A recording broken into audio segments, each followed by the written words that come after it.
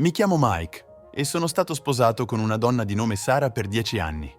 Pensavo che avessimo una vita abbastanza buona. Certo, abbiamo avuto alti e bassi come qualsiasi coppia, ma niente mi aveva preparato a quello che è successo una sera di mercoledì. Tornai a casa dal lavoro e Sara mi stava aspettando al tavolo della cucina. Quando un coniuge dice «dobbiamo parlare», di solito non è una buona notizia, giusto? Mi chiese di sedermi e, non appena vidi il suo volto, capii che qualcosa non andava. C'era un'energia nervosa nell'aria che mi fece venire un nodo allo stomaco. «Ho bisogno di dirti qualcosa, ma devi promettere di non arrabbiarti», iniziò. Non dissi nulla, aspettando che continuasse. Fece un respiro profondo e disse: «Mike, sai che ti amo e che non ti farei mai del male, ma voglio essere onesta perché è importante per la nostra relazione». Questo mi fece sentire a disagio e poi sganciò la bomba. «Ho conosciuto qualcun altro, ma non voglio lasciarti. Sento solo che mi serve di più, qualcosa di diverso, qualcun altro a volte. Voglio prendere un amante». Rimasi lì, stordito, a malapena in grado di credere a ciò che stavo sentendo. «Fammi capire bene», dissi, cercando di mantenere la voce calma. «Mi ami, vuoi stare con me, ma vuoi anche andare a letto con qualcun altro di tanto in tanto?» Annui, come se fosse la cosa più ragionevole del mondo. «Sarebbe solo una cosa casuale», disse. «Non ti nasconderei mai nulla e sono sicura che non influirebbe sulla nostra relazione. Ti amo ancora, Mike, ma ne ho bisogno. Capirai». Lasciami dire che non avevo idea di come potesse pensare che questo non avrebbe rovinato il nostro matrimonio. «Hai già pianificato tutto?» chiesi, ancora cercando di capire. «Sì», rispose.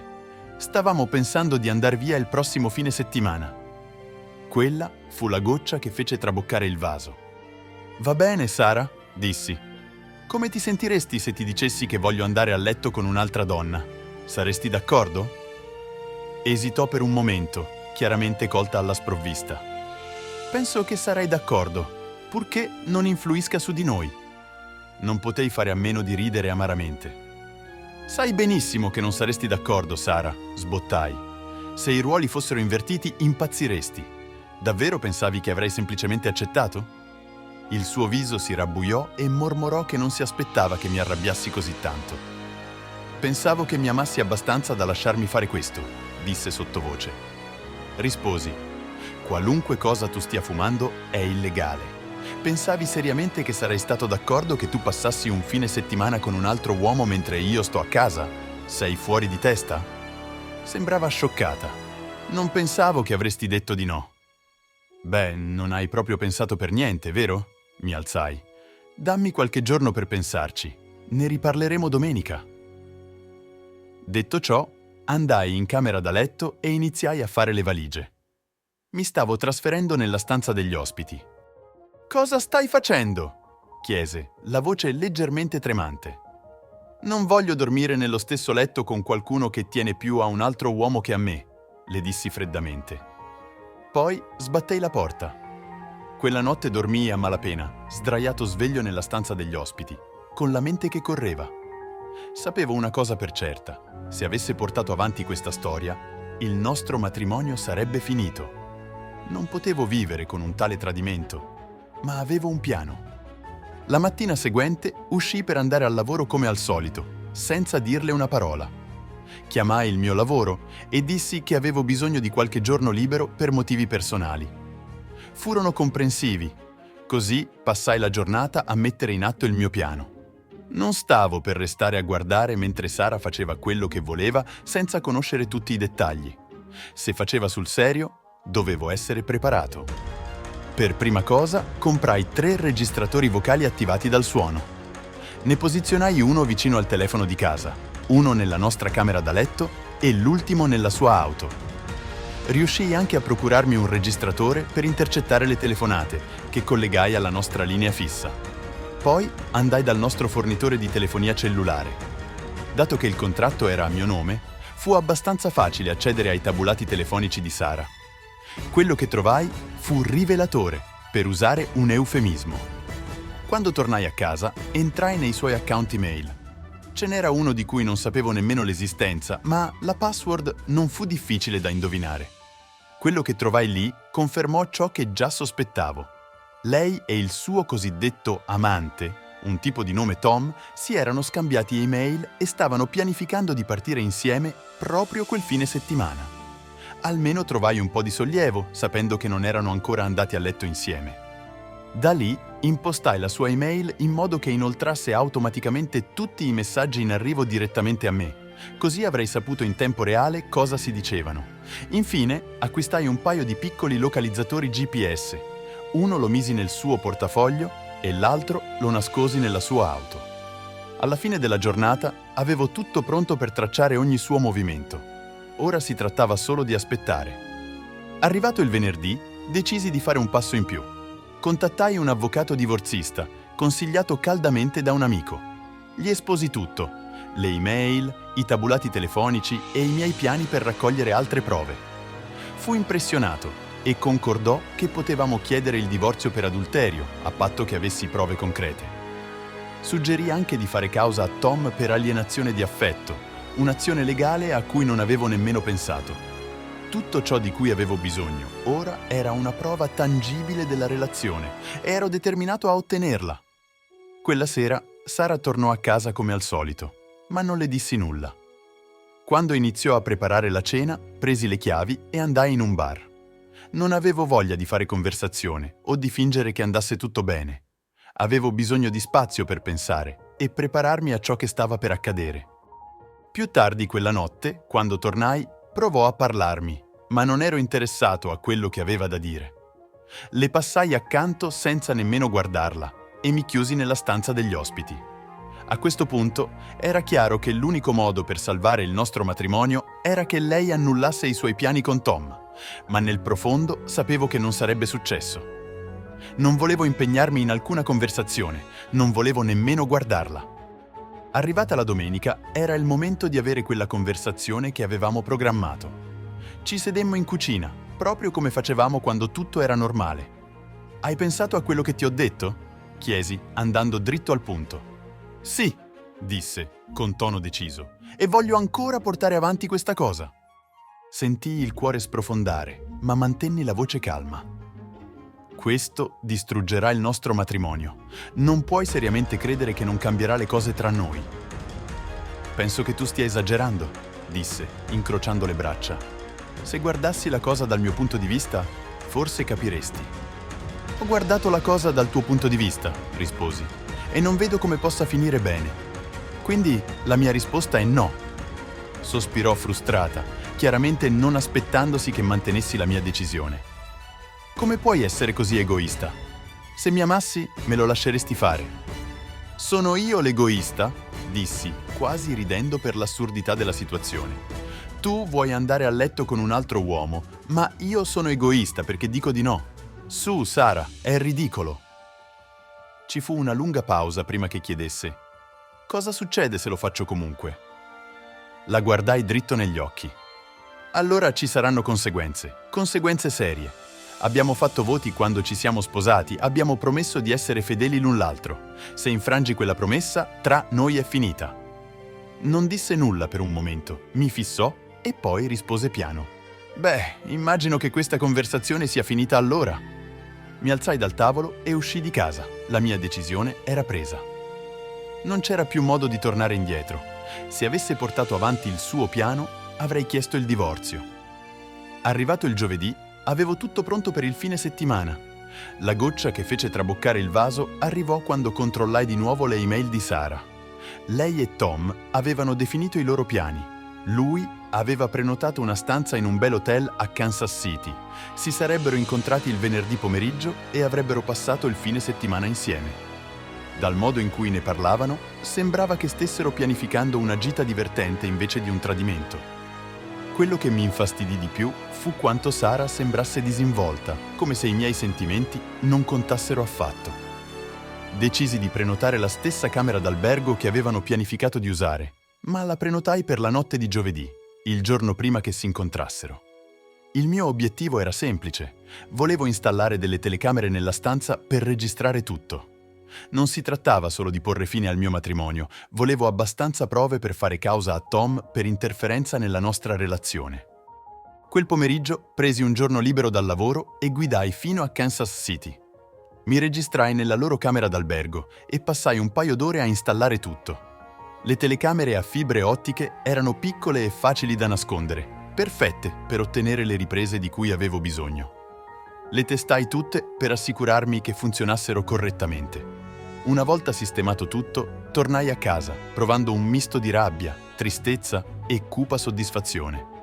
A casa feci un'ultima tappa in un negozio e comprai una piccola bomboletta di spray al peperoncino. Avevo un'idea per un piccolo regalo d'addio per Sara e Tom. Quella notte Sara si comportò come se tutto fosse normale, come se non stesse per distruggere il nostro matrimonio il giorno dopo. Era quasi impressionante quanto fosse calma, mentre io a malapena riuscivo a guardarla. Venerdì mattina mi alzai presto. Sara non lo sapeva, ma avevo già firmato le carte del divorzio nello studio del mio avvocato il giorno prima. Tutto ciò di cui avevo bisogno ora erano le prove, che avrei avuto entro la fine del fine settimana. Il piano era semplice: consegnarle le carte del divorzio al lavoro lunedì e assicurarmi che anche Tom ricevesse le sue. Controllai il localizzatore GPS di Sara e vidi che era al salone di bellezza, probabilmente a farsi i capelli per il suo grande fine settimana. Mentre era via, frugai nella sua valigia. Trovai la nuova lingerie che aveva comprato per Tom, qualcosa che non aveva mai indossato per me. Fece male, ma me lo aspettavo. Fu allora che tirai fuori lo spray al peperoncino. Lo spruzzai direttamente sul cavallo delle sue mutandine e sulle coppe del reggiseno. So che fu una piccolezza, ma dopo tutto quello che mi aveva fatto passare, sentivo di meritarmi questo piccolo momento di soddisfazione. Una volta finito, richiusi la valigia esattamente come l'avevo trovata. Poi andai in banca, dove chiusi tutti i nostri conti cointestati e trasferii il denaro in un nuovo conto a mio nome. Cancellai anche tutte le carte di credito intestate a entrambi. Dopo tornai a casa, pronto a dire il mio addio finale. Verso le 12:30 sapevo che Sara si sarebbe preparata. Salii al piano di sopra nella sua stanza e la trovai davanti allo specchio, indossando la lingerie che aveva comprato per Tom. Alzò lo sguardo quando entrai e per un momento ci fu un silenzio imbarazzante. «Hai davvero fatto di tutto per lui, eh?» dissi, la voce intrisa di sarcasmo. Distolse lo sguardo, ma non avevo finito. «Peccato che tu non abbia mai fatto tanto sforzo per me».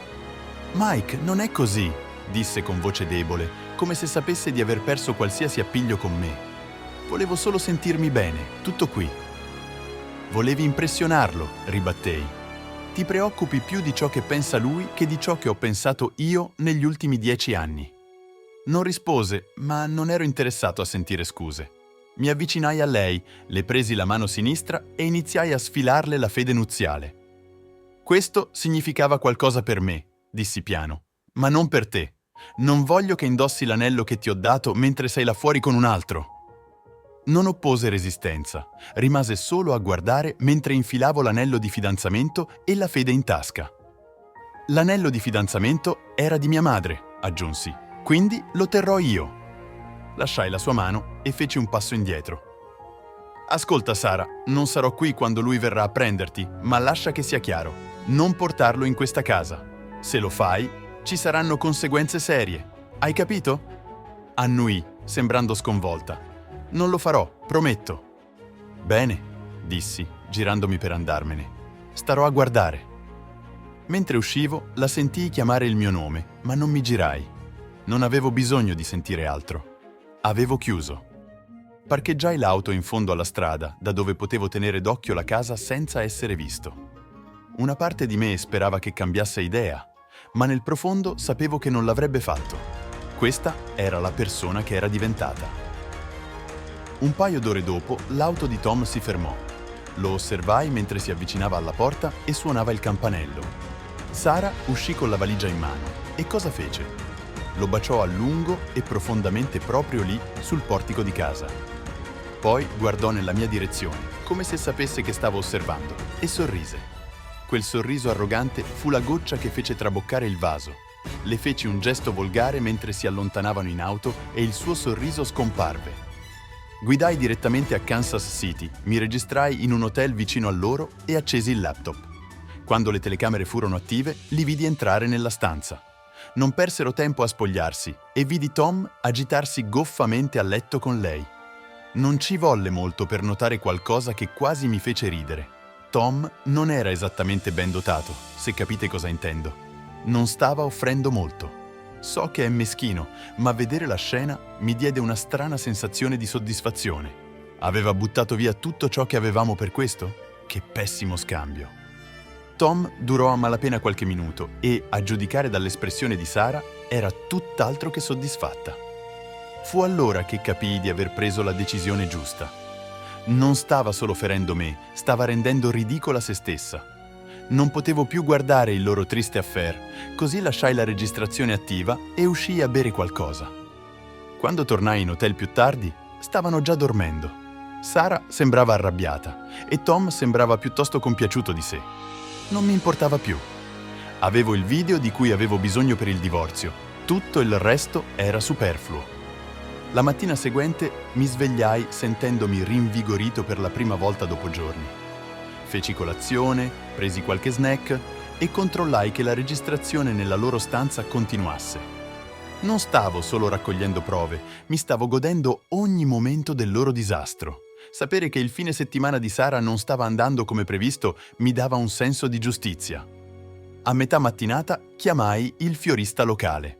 Ogni anno, per il nostro anniversario, le mandavo lo stesso bouquet di fiori, ma quest'anno avevo un'idea diversa. Ordinai lo stesso bouquet e lo feci recapitare nella loro camera d'albergo con un biglietto. Non lo firmai perché i fiori sarebbero bastati a infastidirla. Il tempismo era perfetto. Erano usciti per un po' e tornarono proprio mentre arrivavano i fiori. Guardai attraverso le telecamere mentre l'espressione di Sara passava dalla sorpresa al disagio nel momento in cui li vide. Aprì il biglietto e, anche se non potevo vedere cosa c'era scritto, sapevo che aveva subito sospettato di me. Poco dopo, il mio telefono squillò. Era Sara. «Pronto?» risposi, fingendo di non sapere. «Sei stato tu a mandarmi questi fiori?» chiese, con la voce tesa. «Perché dovrei mandarti dei fiori, Sara? Sei con Tom. Si è dimenticato di comprartene?» «Sono proprio come quelli che mi mandi sempre per il nostro anniversario. So che sei stato tu». Feci una risata fredda. «Beh, innanzitutto tu e il tuo fidanzatino non mi avete detto dove eravate, quindi non avrei idea di dove mandare dei fiori. Secondo, se ti avessi mandato qualcosa non sarebbero stati fiori, ma edera velenosa. Goditi il fine settimana con Tom, Sara. Non chiamarmi più». Prima che potesse dire altro, riattaccai. Potevo vederla mentre componeva di nuovo il mio numero, ma non risposi. Gettò i fiori nella spazzatura, chiaramente turbata dal promemoria di ciò che stava perdendo. Questo era solo l'inizio del mio divertimento. Dato che conoscevo il loro numero di stanza e il loro fine settimana stava già andando a rotoli, decisi di divertirmi un po'. Più tardi erano di nuovo a letto e Tom ci riprovava. Pensai che fosse il momento perfetto per mandare una pizza nella loro stanza, la preferita di Sara. Chiamai la pizzeria solita dell'hotel e la ordinai a suo nome. Circa 10 minuti dopo l'inizio del loro momento insieme, ci fu un bussare alla porta. Il ragazzo delle consegne era lì a chiedere il pagamento. Tom, già infastidito dall'interruzione, dovette gestire la situazione. Quando rifiutò di pagare, il ragazzo insistette sul fatto che il numero di stanza e il numero di telefono corrispondevano, minacciando di chiamare la polizia se non avesse pagato. Tom alla fine cedette e pagò la pizza, chiaramente di cattivo umore. Finirono per mangiarla, probabilmente perché non volevano sprecarla, ma si poteva percepire la tensione nella stanza. Non era così che nessuno dei due aveva immaginato il loro romantico fine settimana. Più tardi, dopo aver mangiato e cercato di rilassarsi, decisi di colpirli di nuovo. Questa volta chiamai una paninoteca e ordinai il panino preferito di Sara, da consegnare. Quando arrivò, Tom era di nuovo sopra di lei e il bussare alla porta lo fece infuriare. Sara, nel frattempo, stava iniziando a mettere insieme i pezzi. «Lui sa dove siamo», disse, pallida in volto mentre guardava il panino. «Ci sta prendendo in giro». Tom non voleva crederci, ma lei gli spiegò come ero entrato nella sua email e dovevo aver visto i loro piani. Non potei fare a meno di sorridere mentre vedevo la sua realizzazione farsi strada. Sapeva che ero un passo avanti e che non avrei lasciato che questo fine settimana andasse liscio. Decisero di uscire per un po', probabilmente per sfuggire alla serie di consegne. Rimasi indietro, ridendo tra me e me mentre immaginavo la loro crescente frustrazione. Sapevo che non era ancora finita. Quando tornarono, fecero una doccia e si prepararono per la loro grande serata romantica. Sara tirò fuori la sua lingerie sexy, lo stesso set che avevo spruzzato con lo spray al peperoncino, e iniziò a vestirsi. Fece anche una piccola giravolta per Tom, mostrando il suo outfit. Lui era impaziente di riportarla a letto, ma lei insistette per aspettare dopo cena. Mi sedetti nella mia stanza d'hotel, osservando le telecamere e aspettando che lo spray al peperoncino facesse effetto. Non ci volle molto. Meno di un'ora dopo il loro ritorno dalla serata, Sara corse in bagno, strappandosi i vestiti di dosso. Quando uscì, la sua pelle era rosso vivo e sembrava provare un dolore intenso. Il petto e l'inguine erano coperti di macchie rosse e ovviamente era a disagio. Provò a sdraiarsi, ma ogni volta che Tom la toccava, lei gli gridava contro dicendo che le faceva troppo male. Lui sembrava confuso e chiese se fosse allergica a qualcosa nella lingerie. Sara non aveva idea di cosa stesse succedendo, ma la serata era rovinata. Non c'era modo che potessero avere altri momenti romantici. Non potei fare a meno di ridere. Il karma aveva fatto il suo corso. Arrivò domenica mattina e sapevo che la fine era vicina. Feci le valigie, soddisfatto di come era andato il fine settimana, e tornai a casa. Sara e Tom stavano per affrontare un ultimo round di inferno prima che tutto esplodesse definitivamente. Quando tornai, mi assicurai che tutto in casa fosse pronto per il suo ritorno. Le serrature erano state cambiate e avevo impacchettato la maggior parte dei suoi effetti personali, mettendoli in sacchi della spazzatura vicino alla porta d'ingresso. Non avrebbe più soggiornato qui. Sara tornò a casa. Ero seduto sul divano a guardare una partita di football, fingendo di non notare mentre entrava. Mi guardò con una strana miscela di speranza e nervosismo. «Sono tornata», annunciò, come se non fosse un grosso problema. La guardai appena. «Sì, vedo», risposi, con la voce più piatta possibile. Si mise tra me e la TV, cercando di attirare la mia attenzione, e mi fece un piccolo sorriso. «Non sei felice di vedermi?» Mi girai finalmente a guardarla. «Felice?» scoffiai. «Cosa ti fa pensare che sarei felice di vederti? Pensi che sia diventato stupido nel fine settimana? So esattamente cosa stavi facendo». Sembrò sorpresa, come se non pensasse che sarei stato così diretto. «Non pensavo che ti avrebbe dato così fastidio», mormorò. «Pensavo che avresti potuto semplicemente superarlo». Scossi la testa, incapace di credere a ciò che stavo sentendo. «Sara, ti amavo completamente, ma nel momento in cui sei partita con quel tipo, per me era finita. Hai spezzato il mio cuore e ora non mi importa se torni o no». Le lacrime le riempirono gli occhi mentre si avvicinava. «So di aver fatto un enorme errore», disse, la voce tremante. «Ma possiamo superarlo, vero? Farò qualsiasi cosa per farmi perdonare». Mi alzai e la guardai negli occhi. «Qualsiasi cosa?» chiesi freddamente. «Allora inginocchiati e implora il mio perdono. Forse allora ci penserò». Esitò, chiaramente non aspettandosi questo. «Non posso farlo», sussurrò. «Esatto», dissi, allontanandomi. «Non lo farai nemmeno, quindi non venirmi a dire che faresti qualsiasi cosa. Hai fatto la tua scelta, ora affrontane le conseguenze». Provò ancora, la voce disperata. «Per favore, Mike, ti amo. Ho pensato a te per tutto il viaggio di ritorno. Voglio stare con te». Non potei fare a meno di ridere amaramente. «Vuoi stare con me ora, dopo quello che hai fatto per tutto il fine settimana?» «Fammi chiedere una cosa. Tom ha usato il preservativo ogni volta?» Sembrò scioccata. «No, ma non posso rimanere incinta e lui è sposato, è pulito, Mike. Non è come pensi». Scossi la testa disgustato. «Non lo sai. Pensi di essere l'unica donna a cui l'ha detto? Per quanto mi riguarda, sei una persona a rischio ora». Non ti toccherò finché non avrai fatto tutti i controlli medici e anche allora non credo che potrai mai stare ancora con te. Il suo viso si abbassò. So che è pulito, Mike, ma se vuoi puoi usare il preservativo. La interruppi, la rabbia che cresceva di nuovo. Ah, quindi ora dovrei usare la protezione con mia moglie perché tu non sei riuscita a tenere le gambe chiuse con un perdente? Non succederà. Provò un'ultima volta. Voglio davvero fare l'amore con te stasera. Ho bisogno di te, Mike. Fare l'amore? Scossi la testa.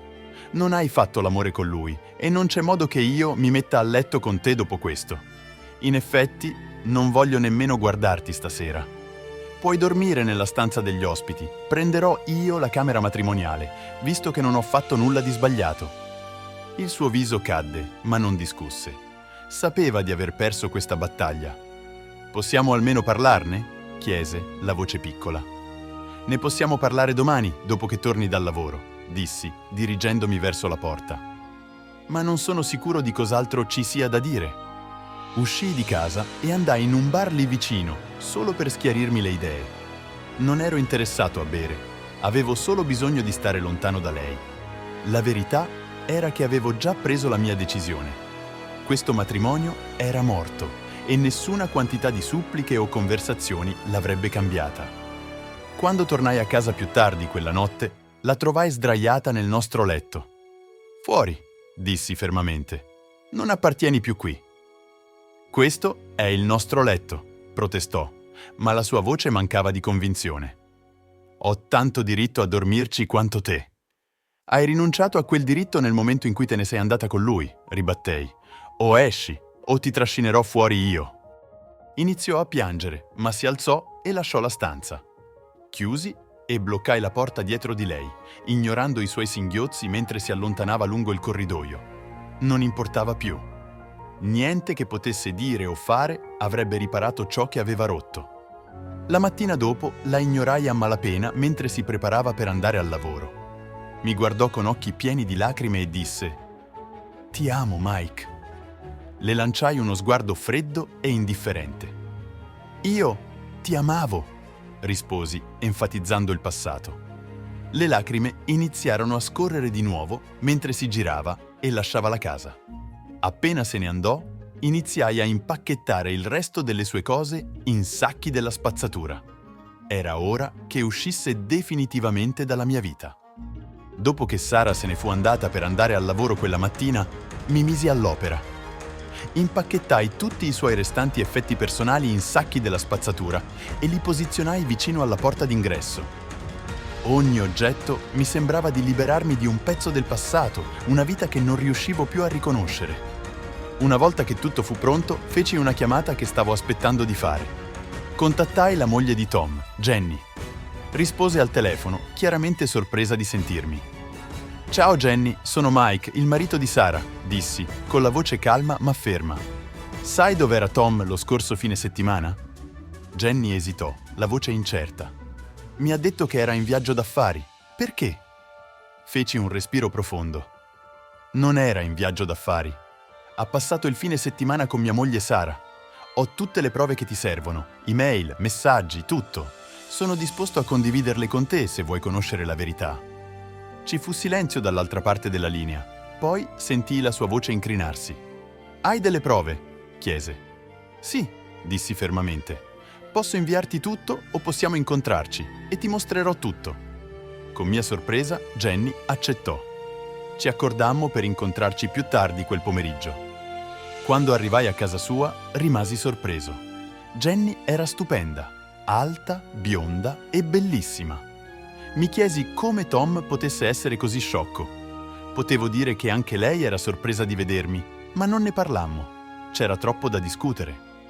Le esposi tutto, le email tra Tom e Sara, i tabulati telefonici, le prove video che avevo raccolto durante il fine settimana.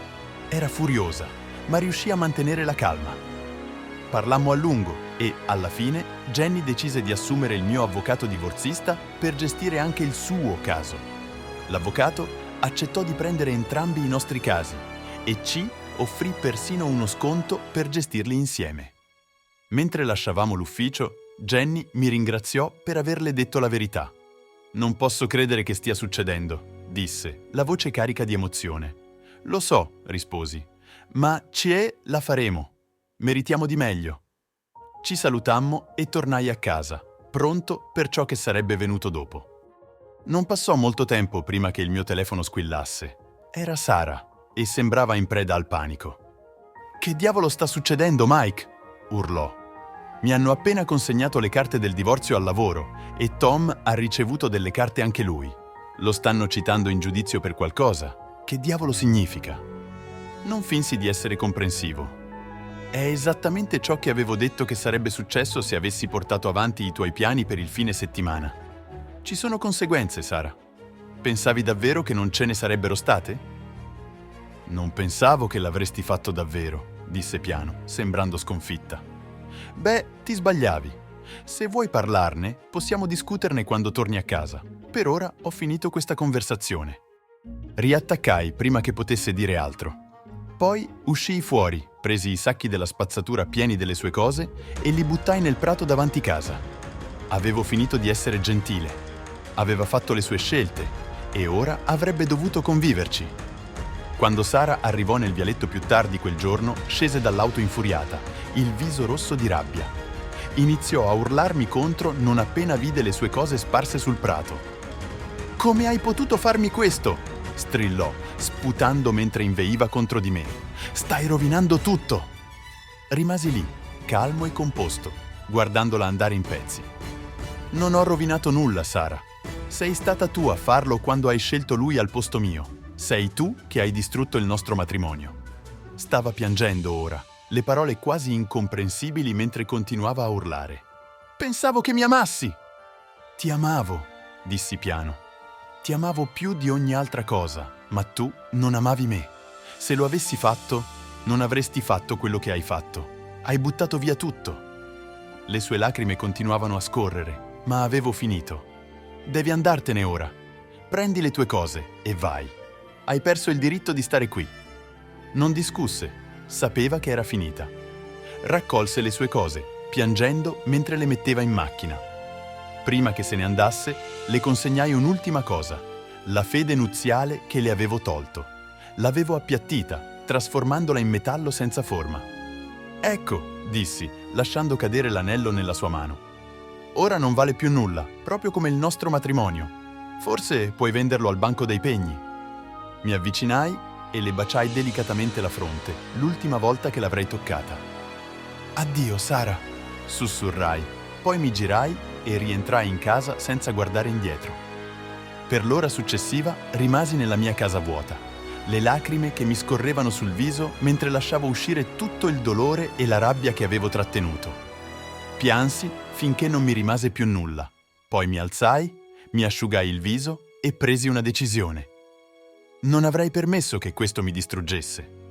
Avevo 3 opzioni: affogare nell'alcol, fare qualcosa di avventato e farla finita, o andare avanti con la mia vita sapendo di non aver fatto nulla di sbagliato. La risposta era chiara. Non avrei permesso a Sara o Tom di distruggermi. Non avevo fatto nulla di sbagliato e sapevo di meritare di meglio. Quella sera chiamai Jenny. Ci eravamo già messi in contatto a causa del caos che stavamo entrambi affrontando. Così pensai che una cena non avrebbe fatto male. Accettò e, dopo aver riattaccato, provai qualcosa che non sentivo da tempo: speranza. Forse saremmo rimasti solo amici, o forse sarebbe diventato qualcosa di più.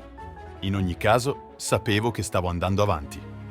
Mentre sedevo lì a pensare a tutto ciò che era successo, un piccolo sorriso apparve sul mio volto. Sara poteva avermi spezzato il cuore, ma non mi aveva distrutto. Ero libero. E così, questa è la mia storia di come ho affrontato l'infedeltà e ho ritrovato me stesso. E voi, come avreste reagito al mio posto? Fatemelo sapere nei commenti qui sotto. Se vi è piaciuto il video, non dimenticate di mettere un like e iscrivervi al canale per altre storie incredibili. Alla prossima! Alla